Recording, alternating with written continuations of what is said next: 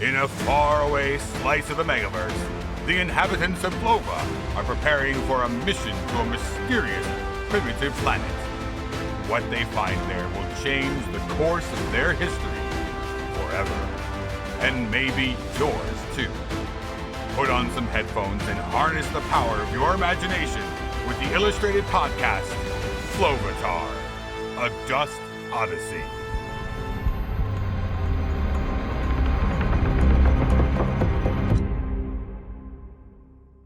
Everything was not okay for the Flovans in Florence. In less than 30 minutes, the porthole to Greece and Pythagoras would open. Not only were they still captives of an increasingly sauced Piero Medici and his men, they hadn't had time to get the porthole's coordinates before the Game Boy had gone kaput. They were also getting sore backsides from sitting on the marble floor. It was terribly impractical to use as flooring. Sometimes the richest people have the worst taste. They needed electricity, a distraction, and the favor of the gods. Judging by the harsh look on the friar's face, the favor of the earth gods was probably out of the question. If we could harness electricity, I think we'll be able to power the Game Boy back to life. Nostos whispered to Franklin. We should use the onions to create a battery. She nodded. He was impressed that she had caught up so quickly. How do you make a battery? Gellin asked. Gail, don't you get sick of asking them questions that just make you feel stupid? Paul quipped.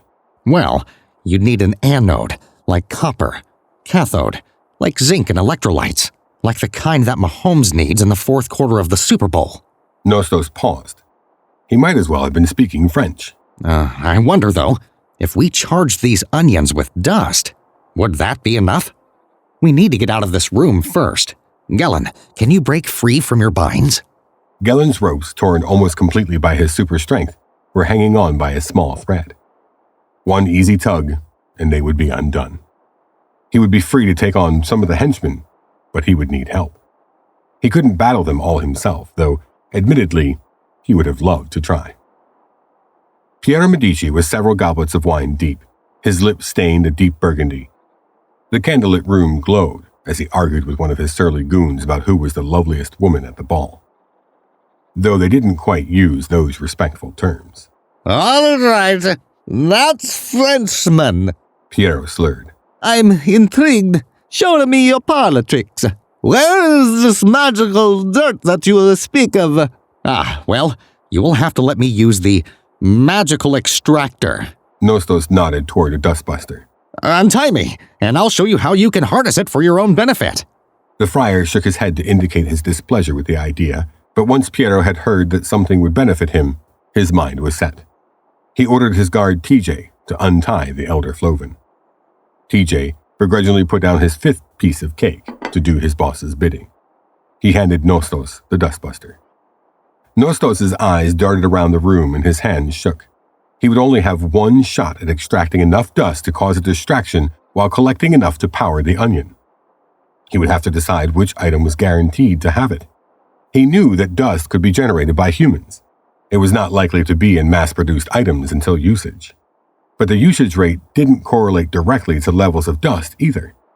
It seemed to need some emotional connection to the creator or user, some level of care and imagination. It was impossible to ignore the sculpture in the corner any longer.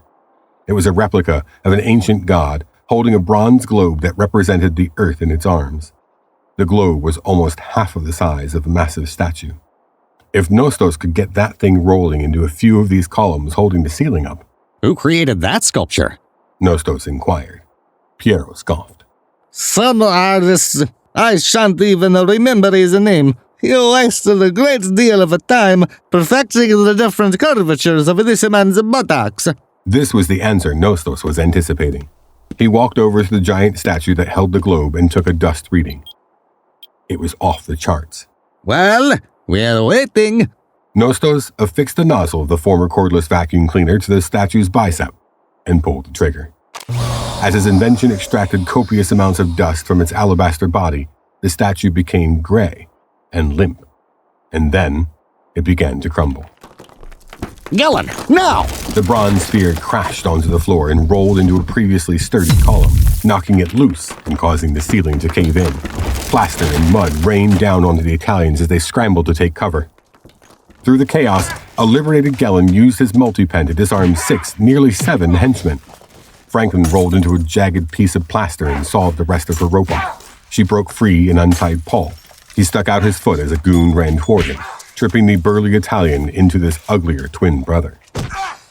Gellin turned his sights toward the drunken fool Piero and forcibly pushed him to the ground. He tied the simpleton and the dastardly friar together using his own ropes. The name is Gellin. Fedo Gellin. As they slipped out of the room, Nostos shouted over his shoulder. Piero, I know you're angry with me, but trust me. Tell Columbus to bring back tomatoes from the Americas. You'll thank me later.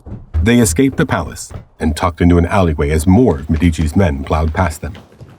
Franklin had swiped some of the onions and they put them on the ground, preparing to infuse them with dust and create a current that would re-up the rechargeable batteries. We don't have a cord to connect it. Just plop the Game Boy in the middle of one. Why do these things have so many layers? Paul cried as he ripped open a hole to insert the Game Boy. They all held their breath because of the tension and the smell of the onions. Nostos held the dustbuster to the side of the vegetables. We're dealing with raw dust. Hold on to your butts.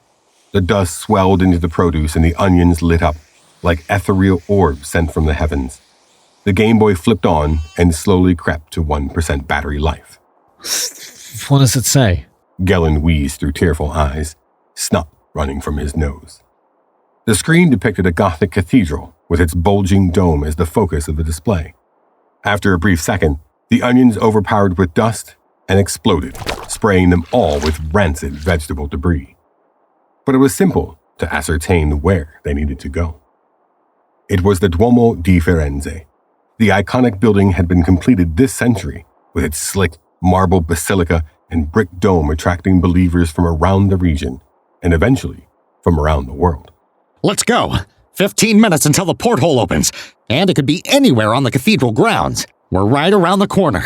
Wait, what about Rebus? Well, leave him. He's been nothing but a nuisance to us. Gellin shook his head. I'm not losing another team member. That's funny, because you're usually an expert at leaving people behind who don't suit your needs anymore. Guys, Paul, are you going to hold a grudge against me your entire life after everything we've been through on this mission? guys. Mission? Wow. You know what they say, a lackey never changes its markings. Gentlemen! Nostos thundered. He pointed back toward the Medici palace at the aforementioned Rebus, sheepishly wandering toward the group with his streamer in his back pocket and multiple lipstick stains on his collar. I was sampling the local goods. Oh, please don't tell my boss. Paul smacked him on the back, partly in a good work gesture and partly in a get-yourself-moving gesture. The foreigners tore through the Florence streets, through the piazza, and into the front door of the Duomo. They moved so quickly, Nostos wasn't sure how anyone could have thought they were French. The inside of the Duomo was huge, with various corridors leading down potential paths to freedom or despair. Where is it? Gellin yelled, his voice echoing through the marble arches. The colossal clock over the main entrance clanged to indicate that they had only moments before the porthole would open. I have a theory. Of course. Paul teased. She shot him a nasty look, and he added, I'm being supportive. Where's the porthole, oh great scientist? Where is there a high concentration of dust? Somewhere that it could have been building over time? A bell clanged, and the sonorous waves shook the entire cathedral. Paul winked at her. The tower! Taking the steps 2 at a time, they scurried toward the top of Giotto's tower with nearly no time to admire the precious sculptures or hexagonal marble panels that adorned the walls. By the time they made it up all 414 stairs, they nearly had to roll themselves into the open porthole that unveiled itself next to the bell. For the first time in the journey, the harried Flovans didn't end a trek through time and space by landing smack in the middle of an unknown climate. When they were spit out into 520 BC, all 5 of them found themselves hitting a wooden floor in the midst of a sizable sleeping quarters. The room was filled with the hairiest, most chiseled men that Franklin had ever seen. They continued to sleep on beds of straw, stirring only slightly at the mild annoyance of a group of colorful aliens free-falling into their lives. Ow. Paul pulled a splinter out of his hand. Shh! Franklin warned, as she caught her breath. We don't want to wake this group of specimens. The house was packed with competitors for the upcoming Olympiad. the ancient athletic competition that would spawn sporting events and cultural phenomena throughout the next 3 millennia. Since he had fallen to Earth, Nostos had watched the modern games on television every 2 years. He even found himself chanting, USA, USA, as Michael Phelps won 8 consecutive gold medals for swimming one year. Nostos attempted to take up the sport that summer, but his Flovan arms and legs couldn't keep him above water, so Mel had forced him to stay in the kiddie pool. A barely clothed man entered the room and clanged the bell, awakening the competitors. He steered them all out the door, not noticing the additional stocky shapes who hid behind the Herculean bodies of aspirational champions. As they stomped toward the holy Pan-Hellenic sanctuary dedicated to Zeus, the amount of testosterone gave Franklin a headache. The games attracted attention from all over the region, and not just from athletes. Poets, artists, musicians, vendors, and spectators from around the country were given safe passage to attend the celebration. There was dancing, feasting, singing, thinking, and to Gellen's chagrin, copious nudity. So they've run out of fabric during this time period? Gellen lamented, shielding his eyes. I'm sorry to tell you that I need you to keep your eyes peeled. We're on the lookout for a man named Pythagoras. Oh, I could pinch myself from the thought of meeting so many famous humans. All I need now is to meet Beyonce, and I can go back to Flova a happy camper. Who? Can Beyonce help us power this Game Boy back up again? Oh, I nearly forgot.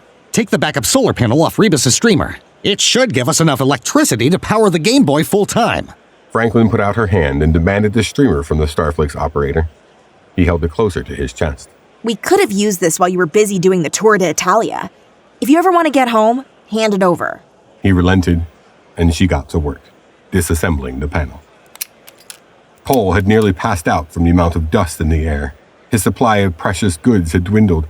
He needed to look for some earth drugs again, and he trailed towards a group of naked Grecians rolling around in some mud. That had to be the place to score. There he goes again. Let him do what he needs to survive. He'll be back. As Paul approached the raucous group, he saw an oxen tied to a tree, and he stopped to pet the horned beast. He used his Philosophlo to identify the creature when a muddy man approached him, and before Paul could start his usual "I'm looking for something" spiel, the human untied the creature and led it toward the temple. The golden avatar continued its explanation. During the Olympiad, sacrifices were made to the various gods, and more than 100 oxen were normally slaughtered as tribute to Zeus. Paul shuddered. Hopefully, no one confused him for an animal that needed to be sacrificed. The rest of the group spread out amongst the attendees, investigating each section of the event before the opening ceremonies could begin. Instead of precious medals that contemporary Olympic champions could win, olive branch crowns or wreaths were given to the winners in ancient Greece. Nostos and Franklin wandered up to the tent that held these illustrious crowns, curious like any good scientist would be. State your business in the prize section, please, A young servant boy demanded. He was far too young to be acting this official, in Nostos' opinion. We're, competitors. The boy looked at her sharply. We don't allow women competitors at the Olympics. Well, I'm not a woman. I'm a Flovatar. And then she dropped her voice. It's just the way we, Flovatarian men wear our hair that's confusing you. Quivering, he let her pass, and they were able to examine the rows of olive crowns up close. The winner of each event would claim one of these as their trophy. The leafy circular wreaths, which the locals called kotinos, consisted of branches from a sacred wild olive tree that grew at Olympia. Nostos used his Philosophlo to learn about the ancient myths that guided the tradition of the game when he saw a glint of red shining atop the branches of the natural crowns. What the? He took a reading. He gasped under his breath as the avatar babbled back to him. It was as he suspected. It was portalium, the element that intertwined with the Game Boy and allowed the Flovans to find the portholes. He coughed discreetly so that Franklin would look in his direction. She was preoccupied, looking at a small statue of one of the Greek gods. He coughed again, louder and louder, until he was hacking up the innards of his lungs. Are you okay? Are you choking? He sighed and pointed at the crown. She wiped her glasses with the sleeve of her rainbow shirt, which was tattered from her journey through time and space. When she recognized the gem, she gasped exactly like Nostos had moments earlier. One of the contestants next to him gave them a suspicious glance. This is a much more concentrated form of this element. We may not even need the Game Boy anymore. It can open portals for us. Use the Dustbuster to cause another distraction, and I'll swipe one of them. He laughed at her. You will swipe it. You're becoming quite devious here on Earth. If we have it, it'll be easier to find a way back to Japan and save Fasco. Nostos nodded approvingly. She continued. Look at this statue. This is clearly a Flovan. Gosh, it really resembles one of my scientific apprentices named Spencerus, actually. Same stubby mohawk. He must have been to this country too. He landed here even before us. We need to use the element to go back throughout time and rescue all the Flovans from the mission. Before they could formulate Franklin's first ever unscrupulous plan to steal an olive crown, servants whisked away the prizes to be exhibited at their public venues. The middle of the marble temple dedicated to Zeus. Franklin turned away from Nostos, her gaze moving towards Gellin, practicing discus throwing with the other contestants. His tosses sailed clear, meters past the rest of the attempts. Are you thinking what I'm thinking?